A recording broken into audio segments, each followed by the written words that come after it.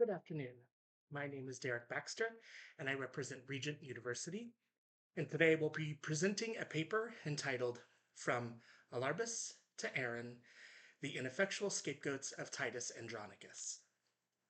Shakespeare's Titus Andronicus, a play drenched in bloodshed, revenge, and sacrifice, serves as one of Shakespeare's most brutal and unrelenting tragedies. Titus offers a never-ending cycle of scapegoats from beginning to end to resolve the play's political, personal, and societal conflicts. Each sacrifice escalates in brutality, yet none serve the ultimate goal of offering a resolution of bringing peace. Throughout the play, 9 characters serve as scapegoats: Alarbus, Mucius, Marcius, Quintus, Demetrius, Chiron, Lavinia, Aaron, Timora, and even Titus himself. According to Rene Girard's scapegoating theory, societies, or in this case 2 feuding families, transfer their conflicts onto a victim, believing that punishing and eliminating them can restore order.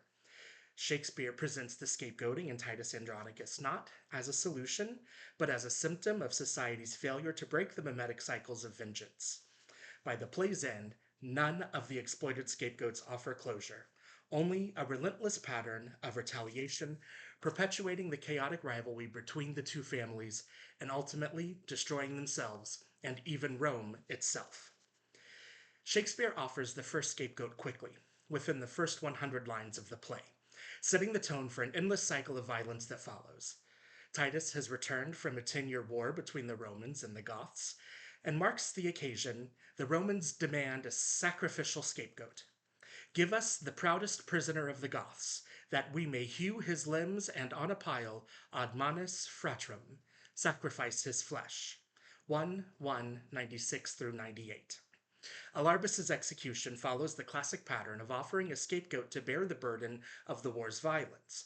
According to Girard, societies often transfer their internal conflicts onto a scapegoat, believing that it will restore balance, and Rome has selected Alarbus, an arbitrary victim who suffers the ritualized violence under the pretense of justice, aligning with Girardian theory. As an act of necessary purification, they disembowel, dismember, and burn him. However, Shakespeare undermines the idea the ritual sacrifice can bring lasting peace by presenting this act as barbaric rather than restorative. The barbaric nature extends beyond the mutilation of Alarbus's body to the way his death unfolds and the utter lack of mercy shown to his mother, Timora, the Goth queen. She begs to save her son. She does not find any necessity in this senseless revenge murder that ultimately sets her on a path of revenge against Titus. She ensures further bloodshed, saying that I will find a way to massacre them all and raise their faction and their family, the cruel father and his traitorous sons. 459 through 61. This proves that Alarbus' sacrifice does not resolve any conflict. Instead, it ignites a new cycle of revenge, ensuring further bloodshed. However, before Tamara can bring any mimetic rivalry to the Andronicus family, Titus marks the play's second scapegoat, his own son, Mucius. His murder marks a disturbing turning point in the play. The cycle of scapegoating moves quickly from political and ritualistic to personal violence, not against an enemy, but against his own flesh and blood. Upon learning that she will not have to marry the emperor, his daughter Lavinia runs off with her true love, Basinius. Already at a breaking point, Titus reacts with unrelenting fury when his son defies him to protect his sister's right to choose her husband. And in a rash act of violence, Titus stabs Mucius, declaring him a traitor. Mucius's death does not fully align with the Girardian definition of a scapegoat. Instead, it stands as an impulsive sacrificial killing meant to restore Titus's wounded pride and authority. Mucius does not fit the definition of an arbitrary victim. However, no true justification exists for his murder, since his only crime existed as defending his sister's agency. Since this concerns a family matter only, Mucius serves as a familial scapegoat, resolving nothing. While Mucius's death serves no political motivation, the same cannot be said for 2 of Titus's other sons, Marcius and Quintus. whose wrongful executions stand as the clearest example of political scapegoating in Titus Andronicus. Their death marks a critical shift toward calculated scapegoating, where they serve roles as strategically chosen victims in a scheme orchestrated by Timora and Aaron. Marcius and Quintus face false accusations for Basinius's murder, though Demetrius and Chiron committed the crime. Gerard argues that societies use scapegoats to redirect collective violence, and, with the Romans eager to believe in a simple resolution, Marcius and Quintus face swift conviction despite the lack of evidence. With their scapegoating and sacrifice, Timora can maintain the illusion of justice while concealing her corruption and mimetic rivalry with Titus, using his two sons as retribution against him. This moment directly inverts the play's opening, where Timora pleads for mercy only to be ignored by Titus. In a calculated reversal, Titus begs for his sons' lives, and his desperate pleas go ignored and disregarded.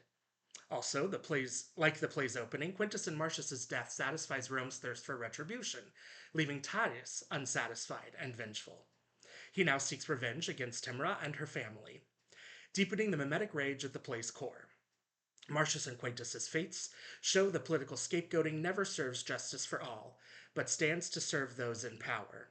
Instead of offering a resolution, their deaths reinforce the cycle of scapegoating and violence that will eventually consume the entirety of both families, showing that no sacrifice ever satisfies the cycle of violence.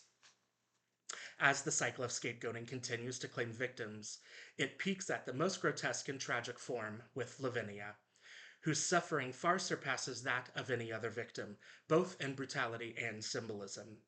Lavinia's fate stands as not only the most harrowing example of scapegoating in Titus Andronicus, but also one of the most brutal and unjust in all of Shakespeare's work. Unlike most scapegoats who suffer quick deaths and serve a political purpose, Lavinia's prolonged, deeply symbolic torment brings no justice. Her victimization occurs not incidentally, but as a deliberate, ritualistic act deeply rooted in political revenge. Her persecution stems not from any crime or wrongdoing, but from what she represents to Timora and her sons, who seek to destroy her and the values she upholds. In Gerardian terms, Lavinia functions as a classic scapegoat, an arbitrary individual forced to bear the weight of redirected violence. But she also serves as a stand-in for her father, bearing the sins of Titus rather than any transgression of her own. Rather than killing her outright, her persecutors systematically silence her, making Lavinia's scapegoating even more disturbing. The sexual violence and mutilation perpetrated against her serve as a symbolic purpose beyond mere physical suffering. They render her unable to name her abusers. Shakespeare makes Lavinia suffer further by emphasizing the loss of her agency by removing her tongue so she cannot speak, and her hands so she cannot write, forcing her into complete silence. As Gerard suggests, scapegoats often embody the chaos societies seek to suppress. Once an embodiment of virtue and innocence, Lavinia becomes a living testament to the disintegration between the families. However, Lavinia endures not merely the victimhood of a brutal attack and mutilation, but the most tragic element of her scapegoating comes from her father's response. Instead of offering her protection or showing remorse, Titus treats her as a stain upon the family's honor. His obsession with purging dishonor overrides his parental instincts, and in the ultimate betrayal of the entire play, Titus murders his daughter. He frames her death as a sacrificial act, declaring, "Die, die, Lavinia, and thy shame with thee, and with thy shame thy father's sorrow die." 5:3:46-47. Titus's use of the word shame reveals that Lavinia's death does not avenge her, but instead she purges her from society as a social impurity. In true Gerardian fashion, her death does not end the cycle of violence, but only serves to escalate it even further. Among Titus Andronicus's many scapegoats, Lavinia endures the greatest tragedy as a wholly innocent character. Unlike the other scapegoats in the play, she has committed no transgression, making her suffering pure victimization. Lavinia suffers prolonged ramifications of her attack, lasting well after the initial abuses against her, and she exists in a state of living torment until her eventual death. which ultimately serves no function. No fracture healed and no peace restored. Also, she serves as twice scapegoated, once by Tamora's sons to heal their own mimetic rivalry, and then again by her father, proving that even those who love her participate in her destruction. By prolonging her suffering, Shakespeare ensures that Lavinia's tragedy lingers far beyond the play's final act, serving as a definitive rejection of violence masquerading as justice. By forcing Lavinia's tragedy to linger, Shakespeare provides an opportunity to follow Titus on his path of vengeance, where he, in turn, creates the next scapegoats of Titus Andronicus, Demetrius and Chiron. Once the perpetrators of Lavinia's suffering and the actual murders of Basinius, Titus gets his revenge, and they become victims of the same cycle of violence that they helped to perpetrate. However, their deaths reflect not justice, but a grotesque act of ritualistic vengeance, mirroring the exact same scapegoating mechanisms that have driven the plague to this point. While Demetrius and Chiron do not stand as true scapegoats in the Gerardian fashion because of their true guilt, their executions serve as a mechanism to relieve tension and allow Titus to reassert control through sacrifice. Gerard argues that scapegoating serves as a communal ritual meant to purge violence from society. However, the more grotesque and deeply personal the ritual, the more it exposes the system's failure.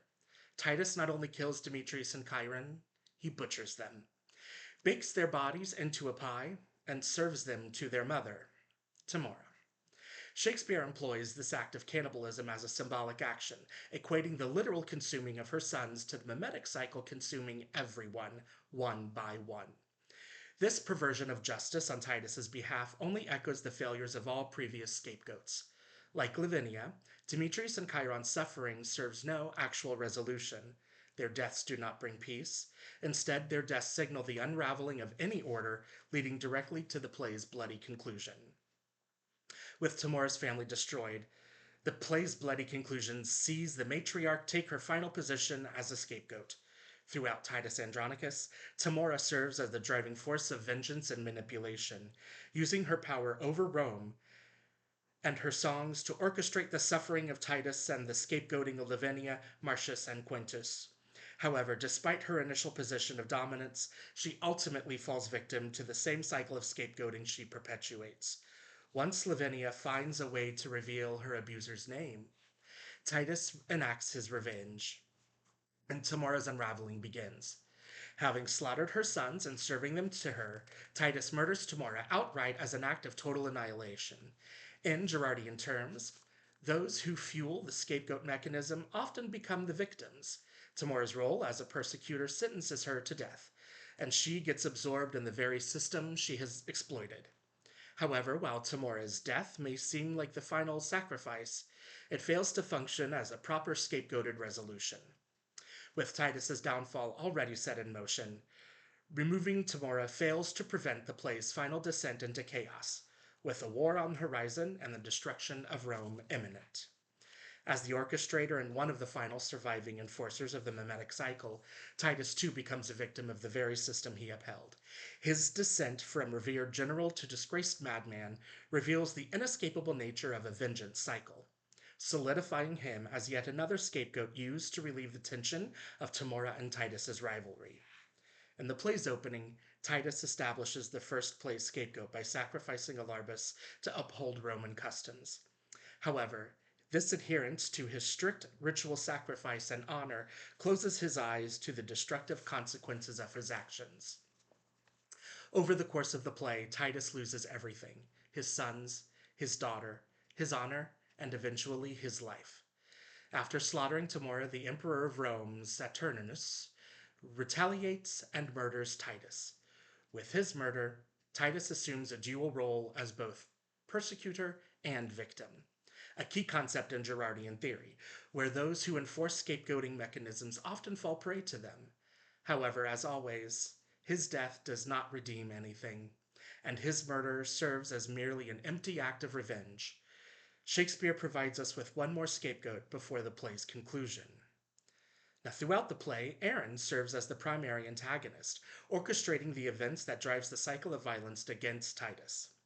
Aaron introduces the idea of the assault of Lavinia to Demetrius and Chiron to resolve their initial mimetic rivalry. and the plan to frame Marcius and Quintus. After the deaths of Tamara and Titus, it appears that Aaron may have gotten away with his evil deeds. While this would serve no justice nor bring resolution to the play, it would end the mimetic cycle of scapegoating. However, Shakespeare has one final twist in store. Once Titus's son, Lucius, returns to Rome with the Goth army, defeats and kills Saturninus, he proclaims himself the new emperor of Rome. However, instead of breaking the cycle of vengeance, Lucius condemns Aaron to an agonizing death, declaring, "Set him breast deep in the earth and famish him. There let him stand and rave and cry for food." 181 through 82. The dehumanization of Aaron's punishment makes him a final object of suffering, not resolution. And in true Gerardian way, his death fails to restore order, proving nothing has changed. Lucius's actions blatantly mirror his father's at the start of the play. He stands as a war hero, selecting a sacrificial scapegoat to avenge bloodshed. Lucius's embrace of the same cycle he claims to end proves that Titus Andronicus offers no actual conclusion. Throughout Titus Andronicus, Shakespeare demolishes the idea that scapegoating can restore order. Instead, he exposes it as a destructive force that eventually destroys all individuals involved. From Alarbus the first scapegoat to Aaron the final, each sacrifice fails to bring resolution. The scapegoats, whether innocent or guilty, serve the same purpose, to absorb mimetic violence, yet their deaths resolve nothing. Titus's belief in justice through bloodshed leads to an annihilation of his family. Lavinia, the most tragic scapegoat, embodies the complete breakdown of justice, as her death serves no higher purpose beyond violence for violence's sake. Lucius, the supposed redeemer, does not break the cycle, but only perpetuates it by condemning Aaron to a brutal punishment in the name of justice. Shakespeare presents a world in which no sacrifice can ever be enough. No act of revenge can restore the balance, and no leader proves capable of halting Rome's inevitable collapse caused by a single feud between Tamora and Titus. Ultimately, Titus Andronicus exists not as a play about resolutions, but one of inevitability. The scapegoat mechanisms do not purge Rome, Titus, or Tamora of their sins. Instead, they only ensure their destruction. The cycle of vengeance remains unbroken. The families that waged war throughout the play have, ultimately, devoured themselves. Thank you all for attending and listening. I appreciate your time and attention.